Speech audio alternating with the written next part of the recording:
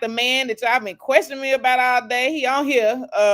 We had to get him on here. We set this up about 6 months ago, if I'm not mistaken, Pastor. And I might just end up saying Kasin. So, but I want to be formal in my introduction. Yeah, he has watched Healthy and Holy, so he know what it looks like when we start doing intros. So I'm gonna let him come. Y'all know the topic. Y'all, the topic is going to be big. He wrote this book. He wrote this book 2 years ago. I saw it pop up last year, and I said, "Well, who writes a book like that?" And then I realized, I was like, "I know this brother. I didn't see him." I said, "Oh," I said, "Why he write this book?" You know. So, and I'm sitting there like, he right though. Mary J for everyone. And so tonight we going through. We gonna ask some questions of the book. And so I would like the only formal thing he might get on Healthy and Holy tonight after people start talking. It's Pastor. And Pastor be working, y'all. I really think it's overseas. That's how you got elevated in your I did, but we're not gonna talk about that. Let's no, okay. Okay, well, I want to honor him. I respect it because this brother is working hard. He has an earned degree and is earning another one. But Pastor Kasin Hamilton is going to come on tonight. He know what book we're talking about because he wrote it. And I told y'all we're gonna talk about some ships tonight because we got people that they ride all the ships that you talked. A whole definition of ships. And so I think somebody is on here. I think you invited them to come on. Yeah, but I want him to introduce. They've been texting me about your page because I can't share it on my page. Okay. I'm trying to share it. I'm going to share it again, and I'm going to connect you to my page because tonight I need people to hear what you got to say. Yeah, we're gonna my brother. Yeah, let's call some because we finna give it to you. Yeah, and I want people to know, like at the end, we are gonna get Pastor Kasin's information. So that y'all can follow. This brother got a whole church in Atlanta. So some of y'all might find a church home tonight because you might who had the audacity to write a book inviting us to embrace something that really, Kasin in real life, the church literally will be like, nah, you gotta be married. You gotta do this. Correct. Hold on, I got this double play. There we go. All right. So we cooking now. I want nobody to fuss at me. Let me get this straight. All right. There we go. All right. Yeah. We got it out here. And I'm saying his church sharing it, y'all. We finna share it. I'm finna share it myself because it's finna be good. So putting it out here for everybody. So yeah, I want you to introduce yourself formally again, and then we're gonna dig right in because the people are coming tonight because they want to hear what you have to say. Well, first of all, thank you for having me on tonight. I greatly appreciate it, and the work that you're doing. I pray that we don't cause too many problems tonight, but I pray that this will be edifying and cutting edge and illuminating. I have watched your ministry and broadcast from afar. I see you like to take people to the very edge and make them think about if they want to jump off or not of the cliff with you. So I see how your ministry operates. It is really Pauline apostolic in nature, even though you may not agree with all the Pauline writings, but it's very Pauline in such where that it really provokes thoughts of mind, body, and spirit, and really pushes people to another level in the kingdom. And that's great. So I greatly appreciate for being here on tonight. I am honored that you came. So because when I asked, I was like, "This brother gonna tell me now," but you was like, "No, I watched you and I see you taking people to the edge." So tonight we're going to the edge. When I read, when I read it, I was like, "Okay." I said, "This gonna be a pastor that's gonna try to spin this, and you got this title out here to make me want the book." No, listen. You're going to try to convince me that, we need to be seeking marriage, blah, blah, blah. No, that is exactly not what you did. You literally titled this book what it is. Like, if you want to get married, these are the things you need to understand. And can I be honest? I'm absolutely not ready to do some of the stuff you got in the back of this book. So I'm like, you know what? Yeah, I'm not. I don't know if I'm ready to expect. I don't know if I'm ready. I don't know if I don't know if I'm ready to talk about my family and them not forgetting. My sister cousin is real crazy, and it's clear to remind me about the bull that has happened between somebody else. You've been reading. That what I'm saying, like, and brings it up. Like, you remember when they did that to you, though, and you really trying to, and I'm like, oh, okay, like, no, and I don't, so I don't know. But tonight we're gonna get to the ships. But this is the first thing, y'all. The intro took me out. His intro about not being married was almost as bad for me as Oprah Hendricks deciding in Christians against Christianity, starting out with that one sentence that said it's a travesty. I said, who? I said, who writes a sentence that says a travesty? And that's how you start your book. Okay. You come in after these statistics, after paragraph 1, you come in and say a wedding is not the actual marriage. I said, oh, this is what we want to do in the intro. Wedding and not actually being married. Like, some people come in and realize I had a wedding. I'm not actually we didn't get married. We just had a wedding. So when I counsel in my therapeutic practice, I literally started out telling the couple, hey, y'all getting married. And they like, yeah, they get excited about it. I said, what have you done for the marriage? Everything they rattle off, Kasin, is, oh, I got my dress, I got this, I got that. We done got a venue. I said, no, that's a wedding. I said, what y'all done did for the marriage? Oh, I love her. That's normally what the guy say. I said, I do whatever she want me to do for the marriage. No. Wow. No. Wow. And then she's like, yeah, he I run it. I said, oh, okay, y'all. I said, y'all not gonna make it. Just had a couple last month, they got married. And when I say, I wish I had your book in my hand. I'm gonna get some copies to you. Don't worry about it. Oh, I got it right here. I got it. I'm gonna get you 2 or 3 for your. I need to have it for my office because I'm telling you that couple needed your book in 2019, so they got engaged or whatever. And when I tell you, they came in all bubbly eyed. They set their date in 2022, like the beginning of 2022. February 2022 is when they had set their date. It was so bad after just your intro. And they moved it all the way to May of 2023. They literally had to change the date because they were not ready. Wow. Like they just were not ready because they didn't understand the definition of marriage versus wedding. So tonight, as we start, what made you distinguish that everybody? Marriage is not for everyone. There's a particular reason you named it marriage, like, and it defines it well. So, what got you to this point of being able to say marriage is not for everyone? The biggest thing that I felt that way is because, first of all, practically, then also spiritually. One thing I always say is that the church is good at getting us to have a wedding, but it's hard with us keeping us married. So let's go back from the spiritual standpoint. Oftentimes in church, we're getting married based upon the sin concept. It is better to marry than to burn with lust. So now the basis of why we get married is I'm trying to prevent from going to hell and I'm trying not to sin. And it has nothing to do with the wedding. It has nothing to do with covenant. It's based upon I'm now getting married, not based upon love, but based upon lust. So now I'm trying to avoid my personal flesh in order to appease myself, the pastor, whoever ecclesiastical structure I'm part of, to make sure that I look spiritual.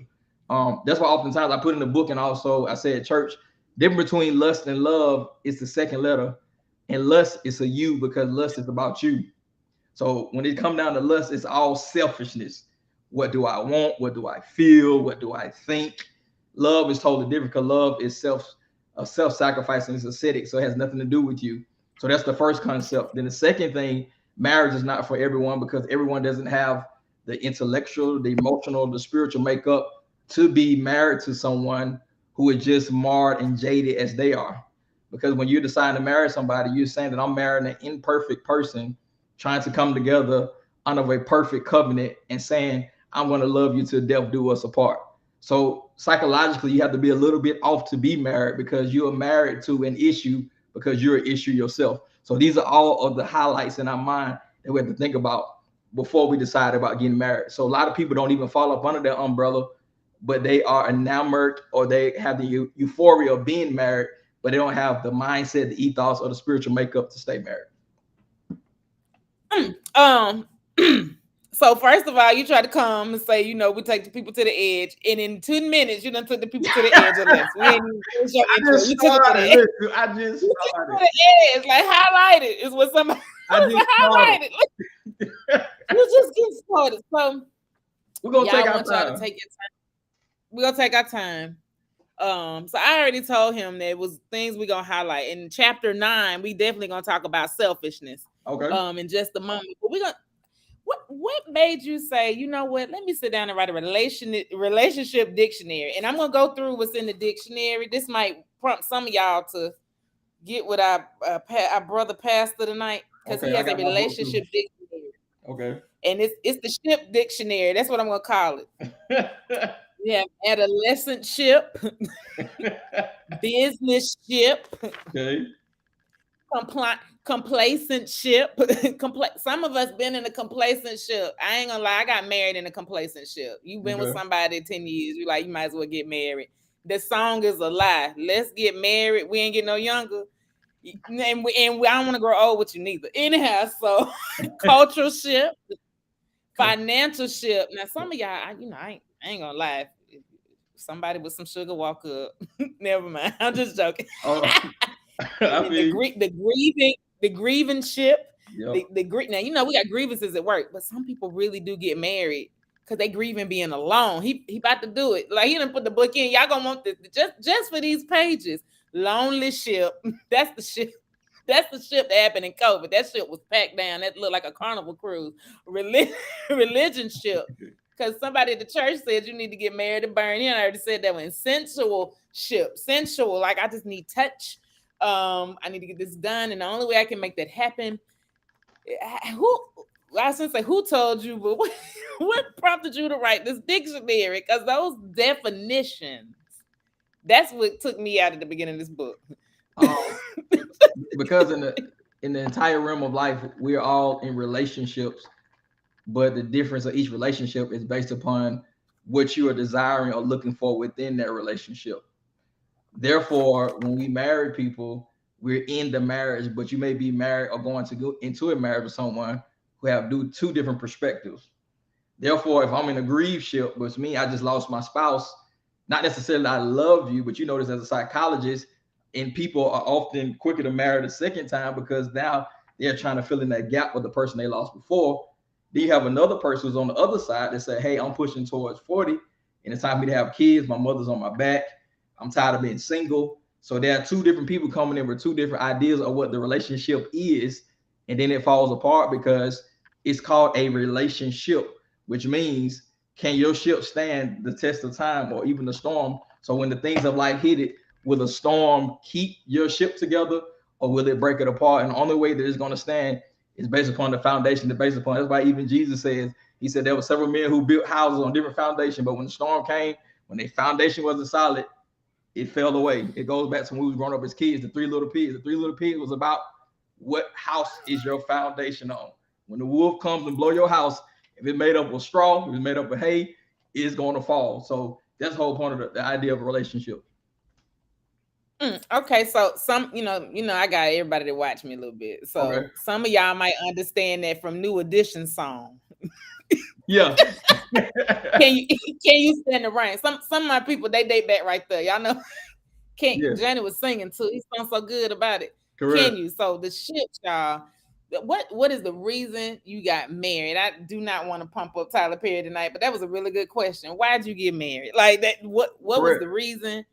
And I'm a firm believer that if you know the reason why you got married, your marriage will survive. That's why these definitions are there. I've met some business ships, and they were very clear that they was business. Like Okay. we got married because, and they stood the test of time because they had their own rules. We're gonna get to there in a minute because when I say Kasin didn't miss nothing, he talked about the contractual pieces of your marriage. Uh-oh. We get Oh, you've been reading. oh yes.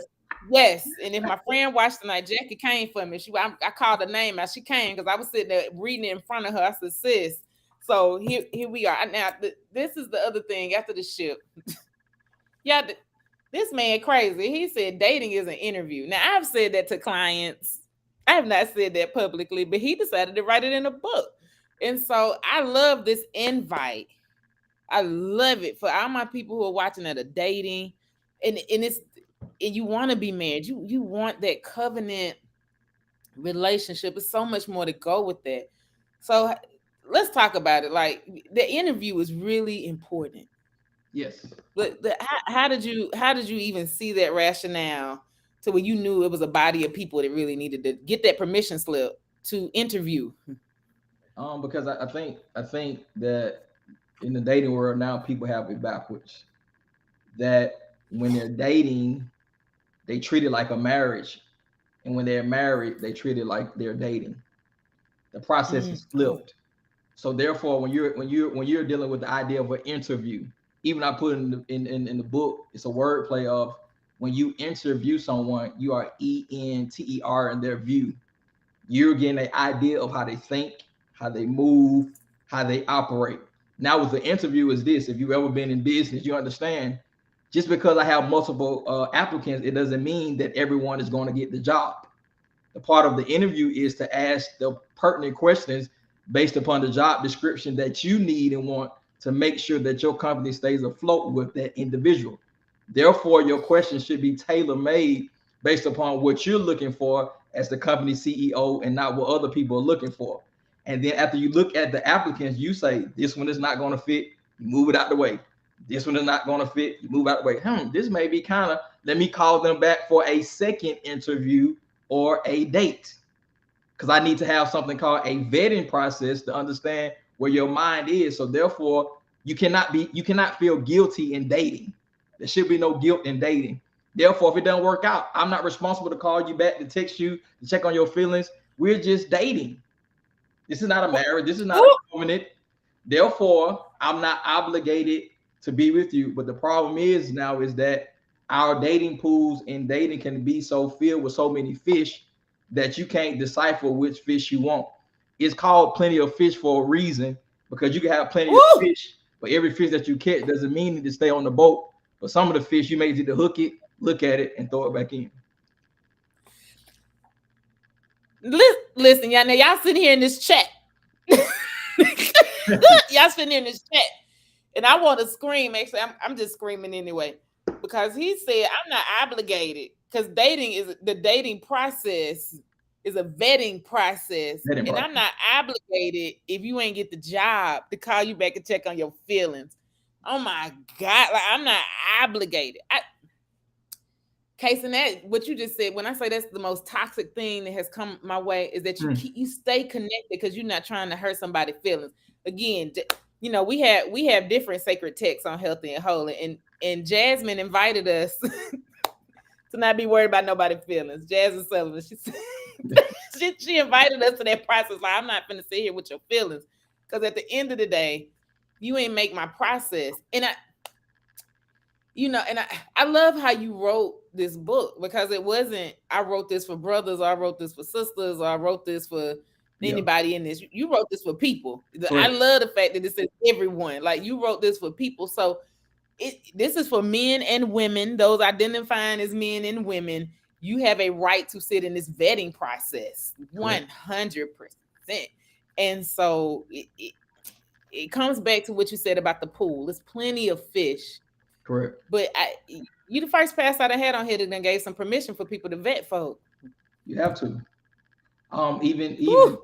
even even Jesus, he's vetted his disciple. He didn't pick any and everyone. Every disciple that he picked had a job. They was an entrepreneur. They had some business acumen about themselves. So even Jesus was very strategic in who he chose to follow him. So vetting process is a part of the kingdom. I don't even want to get into all of that, but being selected, being anointed, that's a vetting process. Samuel goes to the house. He goes to the house. He says, the king is here.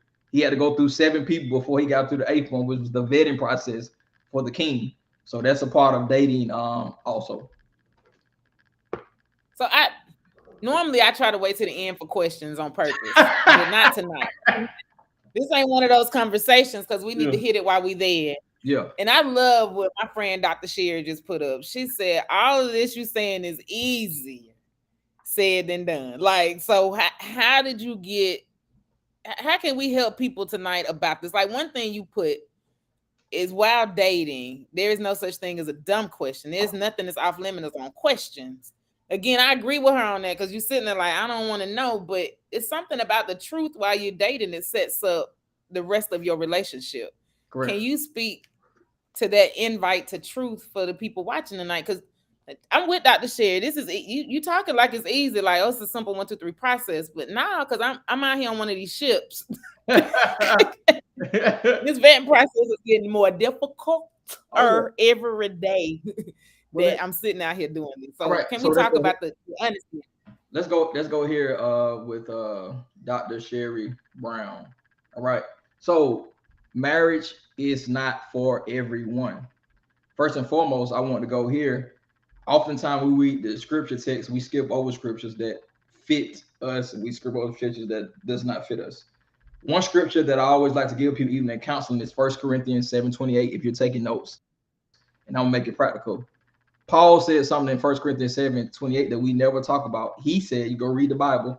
He said, those who will be married will face many troubles in this life. 1 Corinthians 7:28. Pick that up. Somebody fact check me. Somebody fact check She me. He said, and why you fact checking do it? Because she even made the question even simpler. She said, "How you keep your feelings out of the process?" Dr. Sherry, think he about to take us there because that thing you got to get there. that Yeah. text. So First Corinthians 7:28 says that we will face many troubles in lifetime, those who will be married. So first and foremost, we know that you're going to face opposition when it comes down to marriage because it is a covenant. Therefore, if we go to the beginning, Genesis, the book of beginnings or the book of genes, the book of DNA, the first thing we see is that Adam and Eve, once they became together as a covenant, two became flesh, then the serpent comes up. Is the job of the serpent is to disrupt the covenant that is connected to two people. That's number one. Number two, the process of getting the feelings out of the process is that you cannot grow in any metric of life if it's based upon feelings. I put in the book, love is an action word and not a feeling. Love is an action word, not a feeling. For God so loved the world that he gave. He didn't give feelings, he gave an action. If love were based upon feelings, Jesus would never gave because his feeling towards sinful humanity would have said, I have nothing to do for them. But and when you love someone or going through the process of love, love will cause pain, love will cause hurt, love will cause frustration. Now let's put the pen right here. You have to ask yourself if you're single though, as I put in the book, am I willing to take the risk in order to get the ring or to abide myself in love? Because let's be honest, going into marriage is like stocks. It's an investment. You may strike big, you may hit big, you may lose everything you got because love is a risk, right? So now we have to think to ourselves, how bad do you really want to be married? Because once again, to go through the process of getting married, it's not easy. In order, I just heard this in my spirit. In order for Christ to marry the church, what did he have to do in order for him to get to the altar? He had to give of himself everything. All right. So if you're not willing to give of yourself everything, move yourself out the process, get the emotions out of it. One of the biggest things, even from a business standpoint, one of the biggest things is when you're a manager or supervisor, you know this, you can never become in love with the employees because at some time you may have to rebuke the employees or fire the employees. So therefore, even in the dating process, you should love someone, but you cannot fall in love with everyone. Guard your heart above everything else because out of it flows the issue of life. Your heart is made as a whole and not in broken pieces. If God wanted you to give your heart to everybody, he would have gave you fragments of it, but he only gave you one. So you got to be careful who you give it to. We need to pause. I need a collection plate, a virtual collection plate. Some of y'all need to go put your offering in now. My friend Odessa, and she's talking about the only thing I want right now is a cruise ship because that is a lot of offering. Not easy. I don't want a cruise ship. So what you just said, oh my God. And I don't think we realize in that, like, because in today's age, we do talk about, having your identity. The book does not invite us to lose our identity. It literally says you get to pick who you want to be with, the right one, and how you work. But you did talk about timing and identity, and I thought it was neat how you used the chapter about grief and timing with your parents. I thought that was so intimate to even give us that Mm-hmm. gift to read about that. Mm-hmm. Um, and the loss of your parent, and you let us share with that. If you get the book, you will see what this goes to. And I'm merging two chapters, but Okay. because he invites us in the book. Don't lie on the altar. Don't get up there talking about how much you love somebody when you don't even know them, because you're gonna Correct. hit that point of pain. We talking about feelings, while they're alive, but he spoke of his parents' love as he watched the terms come to an end. Can you speak about? And I know I merged two chapters, but I did that because when I saw it, I realized timing is everything.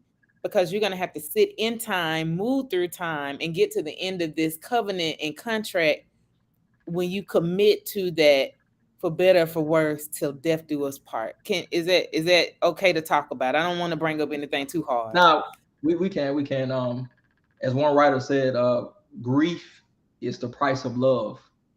Oh So God. when grief comes, it is love finally conceiving what it's been carrying. So even in death, love is still love. Even in death, love still speaks. Even in death, love reminds you of love. But it's pain and grief because you loved. So there's no way to avoid pain when love is involved. That's why a mother can go down to the jail cell and visit her son because she loves him so much, but it's pain in the love because she wants more for him. Now, when we get to the altar, we say line at the altar because we say for better or for worse, sickness and in health, richer for poor, to death do us apart. These are all two extremes that we're standing at the altar saying that we agree with.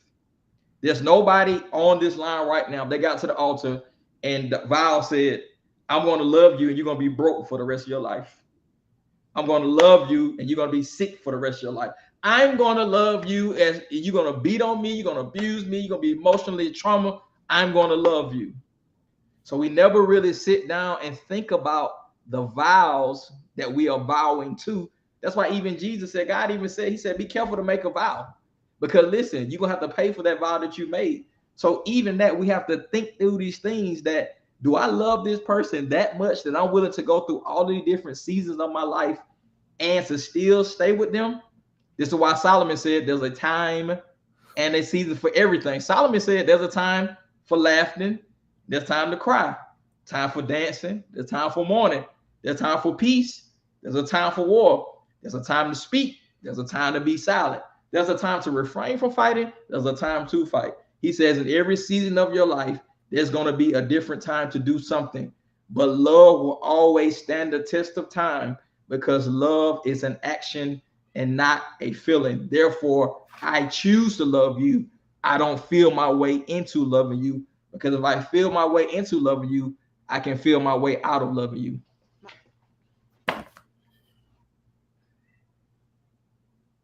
Yeah, I used to be a VJ. You ain't supposed to have this kind of dead space. There's a dead space that need to be right there. My God. So now this, I don't, I didn't see this in the book. It might be, I might have missed it. But you just said something that, I mean, it hit me so hard because we fall in love. This is, and we fall. And Yeah. so PJ Morton and JoJo, you notice I'm using these songs tonight. I love Okay. love. I think love is a beautiful thing. It But they is. got a lyric in their song, and it says, I don't want to fall in love alone. That's the lyric.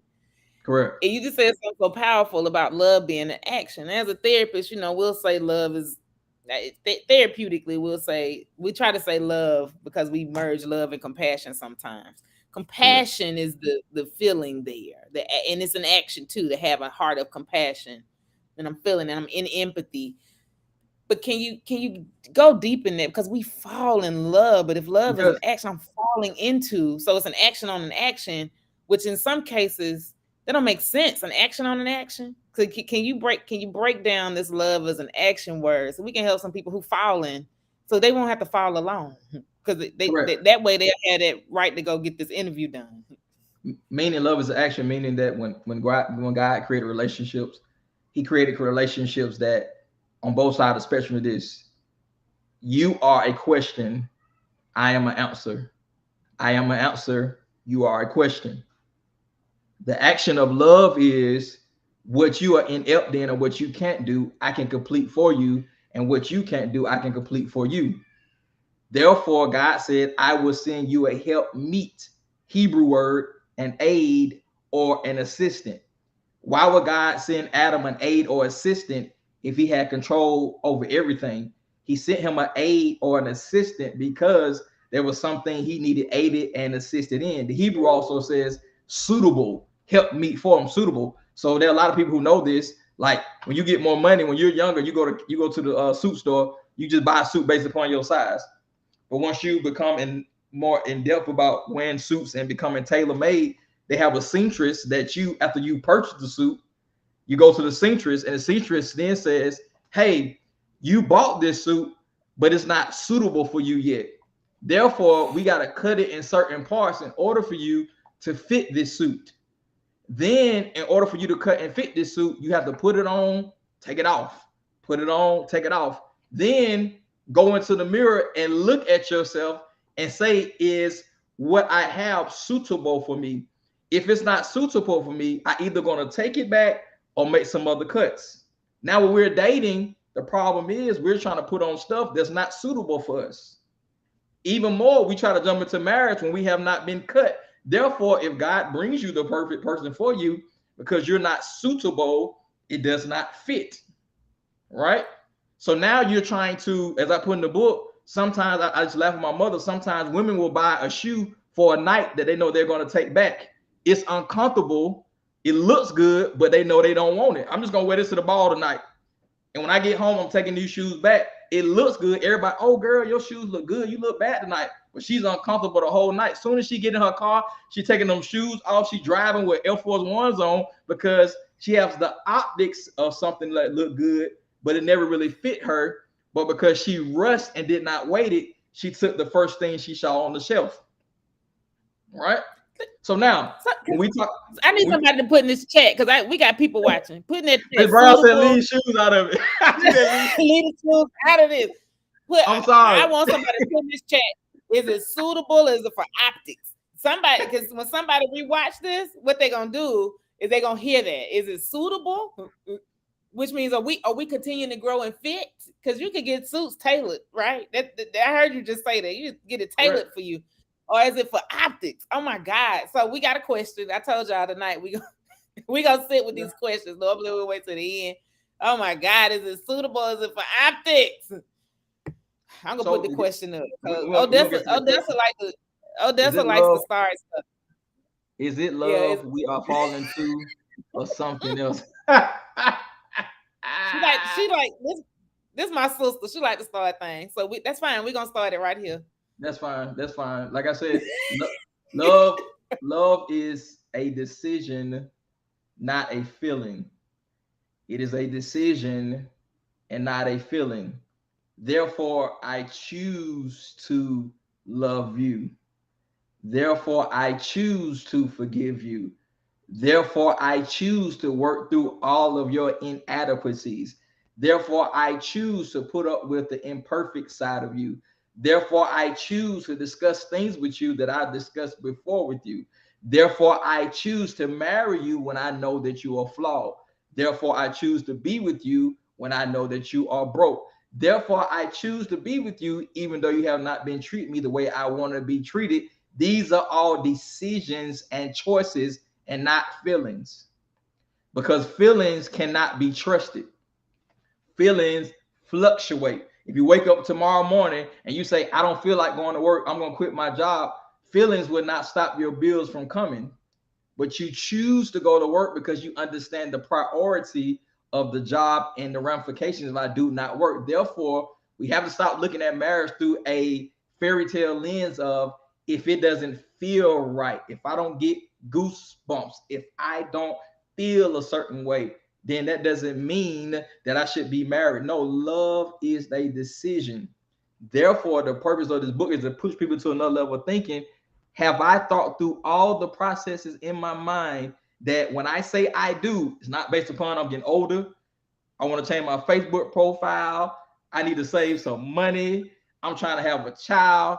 But I have to sit down and say, am I choosing to love this flawed individual like me? And when I say yes, is it in peace or is it in I don't really know, I think so? Because if your love is based upon a gray area, you're gonna have a whole bunch of issues that's bigger than Grey's Anatomy. I promise you that. Man, okay, so because Odessa like the star stuff, I should have told her to come on here tonight because she like the star stuff. This is what she do. Some of us just have poor decision making and lack accountability for our decisions. So there's a whole chapter that he talks about. So can you please talk about the selfish chapter? You said selfishness is for singles. Like, Oh yeah. What chapter is that? Let me go to my chat. I can't remember. I wrote it down. But I was that offended, but then I was like, you know what? I'm gonna take it. I mean, selfishness is it's chapter 9. It's chapter 9. It was okay. Selfishness is for single people because when you're a single, it's an I, it's not a we. The joke I always make is for a single person. If you go to Wendy's today, your bill may be $10.13. If I go to Wendy's today, my bill may be $30, $35. Why? Because I'm going with someone else. It's called marriage. If you go home right now as a single person, you may say, take your shoes off at the door. You got your couch in a certain space. You don't want to touch your rash. You can color coordinate it. But what happens when you get married and you're a neat freak and your spouse is not as clean as you? So now, when you marry someone, you are merging together not just your body physically, but every aspect of their life. Time management, financial stability, cleanliness, thought process, psychology, rearing and raising of kids, spiritual ethics, the lack thereof, all of these things, educational background, all of these things are merging. So when you're single, you can be selfish because you dictate the entire world that you're in. You have your own cosmos. I go as I please. I do as I want. I sleep when I want to sleep. But what about when you get married? You want peace and quiet and your spouse want to sit up and watch TV. How about when you say, hey, I want to create a budget now because I want to live under a certain budget, but your spouse has bad spending habits. So if you are a selfish person at your core and you don't want to compromise, you want to do your own thing, that's a good thing. But don't decide to get married to someone and then want them to be a mirror of you because they're not a mirror of you. If you want a mirror, stay single. But if you want another whole person, you should get married. I can't tonight. Another pause. Y'all, this a preacher, so you see his cadence. That's the first time I heard. I've been doing healthy holy for about 5 years. That's the first time I had somebody come on here and admit that it's okay in your singleness to be selfish. Now, he's not saying go out and mishandle people or anything like that. This selfish moment is, man, do you in your space. Do you in your space? Like it's yours. Manage it. Do you know? Yes. Ms. Brown said it great. Yes. I agree. Selfish is a strong word to use for single people. Selfishness only comes when one cannot consider another. Mm-hmm. Yeah. And that's what he's saying. That's what I was about to say. It is not saying that you go out and mishandle people. The use of selfishness, and for this context, is take care of you. So correct. There's a book.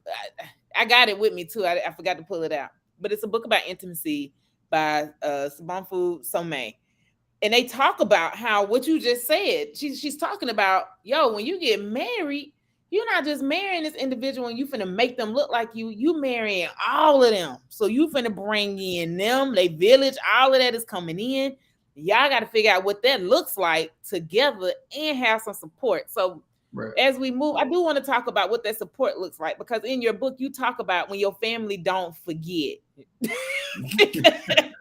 if you move into, you talk about when your family don't forget the stuff. What does that support look like? Because we are moving past this moment where I get to be, and I talk about selfish too, and I believe that self-care requires this ish. And ish in this case isn't bad. That ish is saying, hey, I really do need to pull back and take care of me, take care of my space. Even when you are married, Kason, you still got to find those moments to have your ish moment. Like, what are you Correct. doing to breathe so that you can come back? Because what you just said was so powerful. You are not that person's mirror. You have Yeah. married a whole human and y'all are making life together. That one Yeah. and one, y'all coming Correct. together. That's a multiplication moment in my mind. Like it's still equal one, and y'all are coming to build life together. So, which means if you're growing, they still growing, and y'all are building and moving together. And here's what so like, can we talk about like what does it look like when all of this stuff comes and integrates? Like you bringing, I brought me, and you and your wife brought each other. I'm pretty sure she got a family that came Correct. along with her, and you did too. Correct. What does it Correct. look like in that integration? So I'm a transparent preacher. We first got married. She's very family oriented. So when we first got married, her family would come over to the apartment and they all up in the front laughing and giggling, he ha ha ha. And sometimes I'll be back in my room because I was used to being to myself. Now, you got two different personalities going on. Someone who's family oriented, used to be around family, me being to myself. Situation like that, it causes friction because in my mind, I'm thinking that's your family, not our family, but that's your family. She's thinking you're a part of this family, so you need to ingratiate yourself into the family. All right. So now, in the naiveness of my marriage being very young, I didn't understand that both families that come merged together, they should be support systems. Therefore, they are all around us to help us navigate through this thing called marriage. All right. So now, as I write this book, the Lord reminded me of that because He gave me the picture of when you get married, you look at the altar. You have the woman on one side, the man on one side, vice versa, vice versa. You have bridesmaids, you have the grooming on one side. Oftentimes on both sides of the altar is both families because these two families are merging together and becoming one. So families should be support systems. The problem is oftentimes something that my mother dealt with my grandmother is that sometimes when you get married, even family spouses, brothers and sisters, they don't know their boundaries. Right? Woo. You can be a support system, but you should know your boundary. Therefore, my mother and father, when they got married, my grandmother sometimes would not know her boundary and cause friction, to not understand, yeah, that's my daughter, but now she is his wife. So now I have to be more strategic in what I say and how I navigate in it. So what happens is sometimes in marriage, we don't understand the covenant of marriage, and then we take what's in the house and we take it outside the house, which led to the chapter that I wrote that once you release the mess to your family, they won't forget. So now they're storing all of this mess in their head. She did this, he did that, they said this. Now you have forgiven your spouse, you moved on, but now they're going to keep the mess going. So in the context of a support system, even in marriage and family, you have to be very methodical in who you share your business with, what you share about your business, and how far you go with your business. Because even though they're a support system, there are other family members I've seen, and you counsel too, that will destroy marriages. So you have to have boundaries. Therefore, sometimes it's better to talk to a stranger than someone who has your last name, because the stranger may not bring you back the mess, but the last name could bring you back the mess and destroy everything. Because all of us as humans, there's a moment of weakness. We get upset, we start talking, da da da da da da da. We released it now, and you don't know secretly that family member jealous of you. Secretly, that family member's upset that you even got married or don't even like the person that you are with. Now that y'all going through a process of healing, they now come back and bring that trauma, and it causes a whole nother layer of issues. So it's good to have a support system, but even in family, you have to be very strategic in who you invite in your marriage for that support system. Man, and I'm gonna keep I'm moving now between two books, and Dr. Jamie Eddy is on here. This my grief doctor. I'm gonna say what come back, but this moving in between these two books, because even the invite from the intimacy book, the invite is who in your village is there, speaking from Afrocentric perspective, African centered way of looking at intimacy. Who in your village do you go to when that rupture has happened? That's gonna make you take care of it right there, not take it to Yeah. the rest of the village. Correct. They're gonna make you Yeah. take care of it right there, and it stays right there in that ash space, and Correct. how you sacrifice the time to heal. That's how I read that, and I explain that to my couples in Western thought. Who's gonna Correct. make you do that? And that is where your support is. Versus sometimes we think support is present, but it's really our protectors. They ready to pounce, they ready to go. They don't forget. That's why I love that chapter in the book. They don't forget anything. Like, you remember Not at when all. that person they stepped on your toe and they broke it and ain't say nothing. I mean, they ready for any little thing. And so thank you for putting that out there, because some people may go, it leads back to what Dr. Jamie was asking, and I put that up too, because she Okay. had an issue with that. You can't trust your feelings, because that there it is. And I wonder, can we together break that down? Okay. Because we had people throw out ego and say, especially in the black church, ego is bad. You can't have ego. That's not the invite from psychology and No, it's not. psychoanalysis. What the invite is, hey, take care of that little wound, that kid, and don't live so either that high super morale with, once again, I'm a mirror to somebody and you need to be perfect like me. Mind you, everybody in here is not perfect. If you on this screen tonight, if you watching, you got so many imperfections. I know I do. But that the invite is to have this balance of ego, which is gonna put you in a space where you can understand your feelings. So can we explain that statement? Because again, y'all get the work. He was not coming for Nick. That's why I love that. I'm really clear about who gets to come on this platform.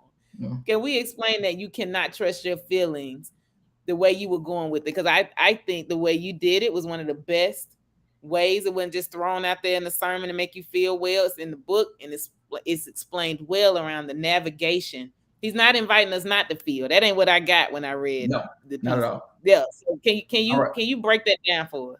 All right, let's go to psychology. For God has not given us a spirit of fear.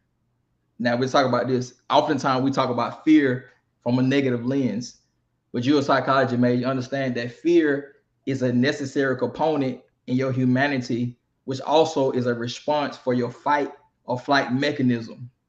Fear can save you. Fear can literally save your life. Even physiologically speaking, when fear enacts in your body, you become stronger, you become more aware, your senses become keen, your hands press fire. So fear is a good thing, but also fear, hear me carefully, is connected to a feeling. It's a navigational guide, but my feeling of fear is nothing I should trust. I should not trust it. It should help me navigate, but I should not trust it. I'm not saying that we cannot feel, but some of our feelings, let's be aware of this. Some of our feelings have been altered based upon our life experiences and trauma. So if if if I had a bad experience in my last relationship where there was a man who did not compliment me on how I looked, he was always upset, where you going, what you look like, I don't care about how you look. Now you can create in your mind a prism of, when I wear things, I'm so self-conscious. Now you're dating a man who says, you look beautiful, I want you to put this on. Now feelings could pop up. Hey, is he trying to control me? Does he feel a certain way? Now this is how we handle feelings. Feeling is an indicator, it's a discernment. Now you have to vet that feeling through experience, through wisdom, through the, most importantly, through the character of the person that you're dealing with. Because I can feel that I cannot trust the person. I can feel that the person is harmful to me, but I have to navigate through this whole process. So the better wording I would say is that we can use feeling as a navigational guide, but feeling should not be the ultimate test of who we decide to be with or who we decide to marry.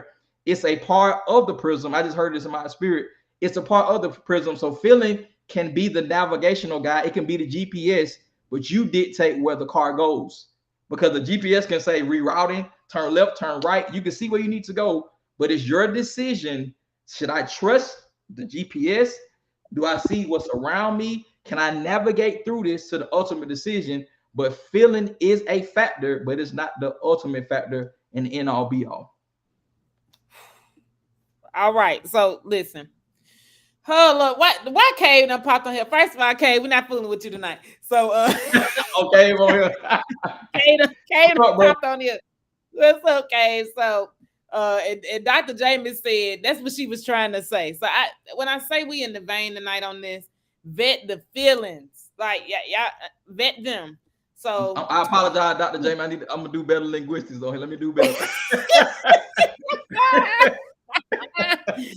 so brother, it's all when I say it's all love on Healthy Holy, because we don't again you don't watch this, so we don't have some go to the edge where people like I completely disagree, and that's fine.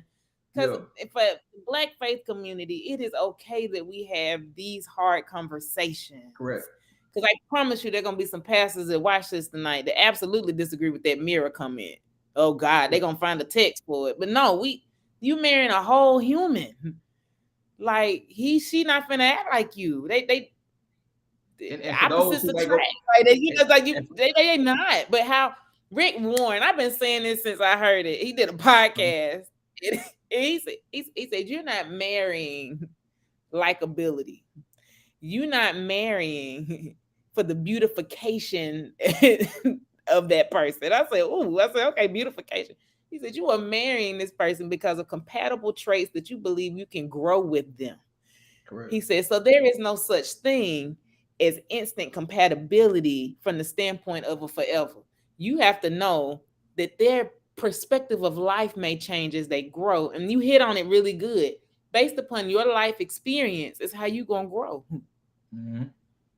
You finna marry somebody that doesn't have a totally different life experience than you.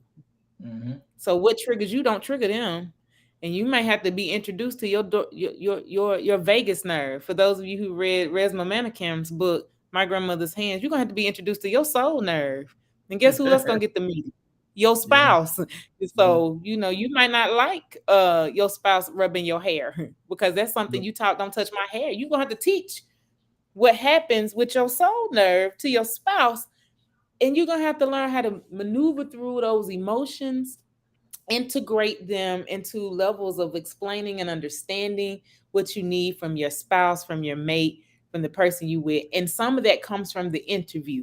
Now, what I'm not going to do is invite people to change their whole theology about how they feel about premarital stuff and all of that. I am going to invite you, though, to this interview. I'm going to invite you for my single people. Be as selfish. That ish is really important. Learn how to take care of yourself before you try to go take care of somebody else. That's really what that chapter is saying. Like go be sure about you before you commit to somebody else and realize I ain't sure about me, because that's not gonna make it. Be sure about what you mean with this commitment along with this covenant. It's a commitment. It is a whole contract. I don't know anybody got married that didn't have to go to the courthouse and sign some paperwork. Correct. if you're doing that somewhere in the United States of America, you ain't get married, because we got to sign paperwork to say I'm marrying you, and you turn it into your courthouse, and they give you back a piece of paper with a seal on it that says, and we believe you. And so now the next process, if you don't want to be married, is called divorce paperwork. And guess what? Correct. Same process. I got to sign. So I don't want to be married to you. They put the county seal on it, and guess what? You get a whole court order with rules on what it looked like to not be married to the person. So here's this contract, this commitment, and this covenant. Like as we move up, Pastor, please give us your information. I think it's all through the chat. Y'all, I have to keep doing part twos with people. I got like 18 part twos I got to do because y'all keep coming over here blowing people mind. Oh my God! And here go Dr. Sherry. This is what people do when they come on Healthy Hope. Looking for one's better half is faulty theology. Ain't nowhere in the Bible where it says a half. There's a whole person. Now, Margaret said, but Pastor done said that tonight's got some weight on it. You marrying a whole human. That's what you're marrying. You're not marrying a half. Right. You're marrying this whole human. People that teach the theology of half are usually insecure leaders who want to be the whole when they have a half. What? See, this let me tell y'all, people I don't fool with on a weekly basis. we just haven't dialogue. They don't know how to move on, and they get people shouting in their house, and then they want to act like they didn't do nothing. Yeah, Now we can have it Kason is down low. officially part of that. Cave is one of them people. Get people shouting in their house and then be like, "Well, I gotta go." This is what Kason has done tonight. Like, cause did y'all hear what he just said? And I know somebody's shouting. Not to end it. That's how he ended. That's how he. Some of y'all finna take that and not. Let me stop before I get myself true. Cause some of y'all about to take that and not realize what he just said. Cause some of us are dating some insecure people. That's what they doing. Yeah. Oh, okay. Let me stop. So this is how you can find our dear brother tonight who has came on and took us to the edge. Since he tried to blame it on the show. No, he took us to the edge. And I want y'all to go support him, support his ministry. Tell us a little bit about your ministry, sir. What are you doing outside of writing books and getting us together? Um, so currently right now I'm working on my 35th degree. I'm working on my master's in teaching. So I'm quitting school after this, hopefully. And I got a little Emory degree. I gotta do some, that's a whole nother story. You say Um little Emory, yeah, baby. You know you from Atlanta, little Emory degree. little Emory.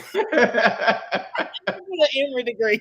Little Emory degree. And yeah, for far as ministry wise, we are holistic ministry that works in the community. So even right now, we're putting a project together. We're trying to retrieve 500 school shoes for kids going back to school in August. So you want to partner with us, let us know. Actually, I'm an elementary school teacher, and to see the level of poverty and the lack of accountability that parents have for parenting their kids, to see them come to local school in a inner city is very disturbing, to say the least. One of the things I did I did see, excuse me, a lot of kids did not even have the basic necessities: toothbrush, toothpaste, socks, shoes, things that we take for granted. There are a lot of people that look like us who are struggling within the community. So, and one of the goals that God put on my heart is to make sure that redemption is a ministry that gets into the community and not stays outside the community. So that's something that we're focusing on right now that we're going to do in the month of July. We're going to focus on that, and also to have other things going on that I don't want to talk about, really talk about all that, but that's the main focus right now, that we're trying to do that for the community, and we want to be a beacon of light and help those who are in need, because the reality of it is we have 30 different churches on 30 different blocks that have not touched 30 people the whole year, because we refuse to go outside the four walls of the church. And the only time that we want to get outside the four walls of the church is when we're trying to push political campaigns, so we're asking people to hit our cash out. So we have to do better with ministry as a whole. So the point of the ministry is we want to make sure that we do what Jesus says: "What I've done to the least of these, you have done unto me." So we was on here talking about relationships. He done brought up a whole nother relationship. Now, please go support Pastor Kasin Hamilton. Kasin K. Hamilton. I like my middle initial marker there. Kind of love it. Yeah. Because you got the people shouting again. Yeah. Love community work. Yes, I do too. Dr. James. That's why I had to put that up to listen. Like y'all support this brother. I secretly watch you on Facebook. I have several churches I watch on Sundays, Thank you. and you are God be one the of glory. them. And so y'all go to kkhbooks.com, follow his churches, Redemption ATL. Y'all can find him on Facebook. Put in the chat. I know your beautiful wife is on. If y'all can put in how to connect, we got it. Redemption Alpharetta. Y'all see the link. And how to follow you. Y'all, this has been a beautiful conversation. I would keep going, but I You know kicking I've me told off? You somebody. kicking me off? You kicking me off? Yeah, I would cut. We come. Y'all got to come back. I got Latasha Matthews. I got to bring back. I got you. I got to bring back, because honey, when we get on conversations around ethics and boundaries and relationships, listen, the people they right here. So yes, thank you for putting the cash app up. I was gonna ask you to put your cash app up. And I give out. I have this little offering I can offer, but you will see it is so small. But Thank you. but one day, healthy holy conversation is gonna be big. That's my declaration over this Just make sure platform. you Is that we're gonna make sure you bless invite me people back. right. Make sure you invite me back. Oh, you will be back. And we bless you tonight. Thank you for helping again. Please, please, please. Yeah, this book right here. He's talking about little Emory degree. That was funny. Like this little book right here. Like my friends get on me for saying little, but this book is so packed with nuggets that I'm sorry, our local pastors aren't going around saying them. Like I have never in life seen a pastor say it's all right, single person, to go out and be single. They normally trying to curve that and be like, you need to prepare yourself for marriage. You need. He's saying in the book, you can be single because because you can be selfish and single because you are. Like he just said it. Like you worry It's about true. your I meal. mean, That's what and you that's really it. need to Like I worry said, about. That's you. not to go deep, but that's once again, we have to get back to teaching sound theology. We have to get Woo! back. We have to get back to stop preaching text out of context to fit our context. We have to stop trying to pimp the people because we're trying to slice up scriptures to make it say what we want it to say. The text says in Corinthians, even Paul says a single person is in good position because they can focus on the things of God. Those who are married have to share their time because they have to now focus as their spouse as the number one priority. Why do we cherry pick scriptures to continue to perpetuate these lies that's not even biblical? So that's Yeah, my who that's my DM whole me? lane of ministry. Like, let's get back to reading the I can't. Bible. I want to throw something at you, Pastor. Nah, you open up a Hermeneutics, whole. homiletics, pedagogy. That's how some spiritual integrity. Come on, man. All right, that's enough. I got about 4 people I know running how I just screamed. They I know one of them. She the one was starting stuff tonight. She probably done All right. ran. Look. She probably done ran. They run. Contest lead about practice. Come on, Dr. Sherry. That's Dr. Sherry Look, Crow right there, baby. Yes, she look. did. Look, listen, y'all. We love you, sir. You gonna come back? I got some people that probably want to sit with you. Y'all like let's add this round table because y'all know that's my thing. Like, listen, context matters. Tonight we proved it. Y'all, man of God, you did that thing. So y'all Can I, please can I donate it. can I Hmm? release a word before? Can I release a word before I go? Yes. For What you, is the for you, blessing over the people? yes. For you and your ministry, I just want to say prophetically that continue to do what God has called you to do. And remember, oftentimes when you are a trailblazer, oftentimes you're gonna get burnt while you create a new trail. That's a part of being a trailblazer. Therefore, the Spirit of the Lord says, everywhere I'm taking you, it may be different contexts, may be different people, it may put you in different arenas. But remember what Paul said: I became all things to all people so that I may win some. There's some people even around you that love you, but they don't understand what God is taking you.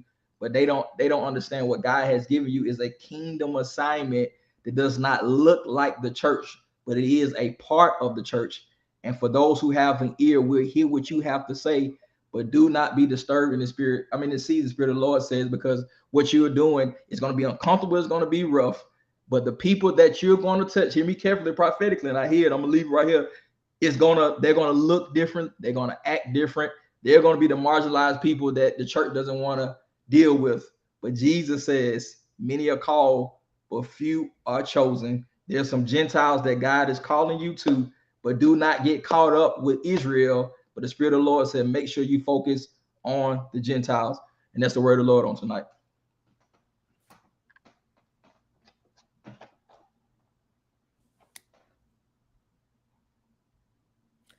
Silence is for me.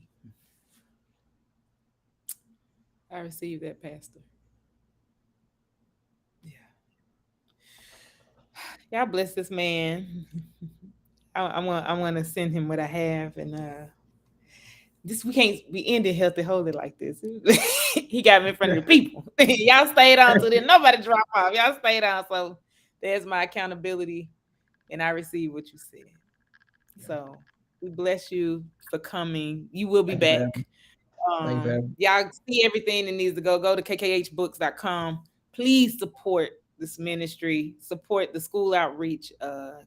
Cash app is posted. Put it up again. We got to move because I am not finna cry in front of y'all, and I got to go to dinner with my friend. I should have Yeah, no, texted you she that. don't. I'm sorry. I should Like, have you in texted my you that. city, and we supposed to be eating. I'm crying in the car. I appreciate you so much, Pastor, for coming and rightly dividing and giving us good theology. Yeah, this is it. Good theology. You got people on your personal cash app, so I know your your wife is on here. So what that whatever that may look like, You could tell them they can send it to Redemption ATL. Just put my name in there. We can get it. It's not a big deal. And they will divvy it up. That's listen. Look, I got to get off of here because then that's a pastor. Y'all hear that? He said, we will handle the money correctly. Who? That's another conversation. How many more conversations we got? We will put my name on it and we'll handle it correctly. Listen. Oh, let me get off of here. I love y'all, friends. And those who give on tonight. Yeah, thank you. Yeah, thank you. I appreciate you. Again, I will send it where I need to send it. And I love y'all. Thank y'all. Please stay healthy and holy. We'll be back in July because I took my rest break. So we'll be back in July. Actually, we'll be back. I saw one of my guests for Juneteenth. We got a Juneteenth special because we're coming out here talking about Florida and this foolishness. Pastor Kasin, please support us. We might. When you said that, you don't even know. We coming here talking about Florida and this foolishness, trying to get rid of Black history. Like, what's wrong with you? But we'll be back Juneteenth. We'll see y'all then, to come back and talk about what all of the history are they really trying to erase. Looking at even from gay rights to Black history, to how that's even affecting our white brothers and sisters who are for us, not trying to push against us. And so we'll see y'all June 19th. Be blessed. I'm gonna leave that alone now. That's a whole other conversation. So we'll be back. I love y'all. Have a blessed night. Go eat. Let me go meet up with my friend and Pastor Kasin. Please know you're always welcome to this platform. Y'all be blessed.